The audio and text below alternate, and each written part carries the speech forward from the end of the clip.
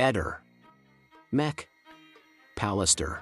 Visto che da ieri mi viene chiesto a cosa si riferisse Claudio quando parla di nuovi tabulati e nuovi personaggi, tutto ciò in realtà è già stato trattato nel mio video in cui in copertina c'era proprio Claudio insieme a un'ape. Il video è stato pubblicato circa 2 giorni fa e le novità sarebbero in fondo che Sebastiano si sente con Arturo altre 2 volte oltre per la richiesta della corda e che poi si sente con un cugino che è un apicoltore. Per la cronaca segnaliamo che nei pressi del punto in cui Pier Giorgio è rimasto a piedi c'è proprio un altro apicoltore, quindi qualcuno dice magari il cugino apicoltore era andato a portare materiale a questo perché a quanto pare lo riforniva. Rispetto al video in cui appunto c'è Claudio con le api e parla lui, dobbiamo correggere semplicemente un dettaglio: non è Sebastiano a chiamare il cugino Visentino, ma è il cugino Visentino a chiamare Sebastiano.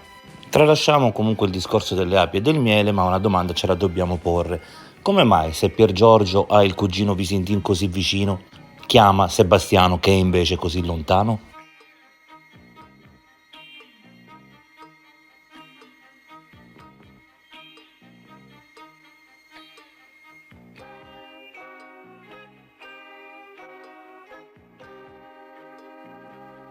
Ehi, non dimenticare di iscriverti a questo canale.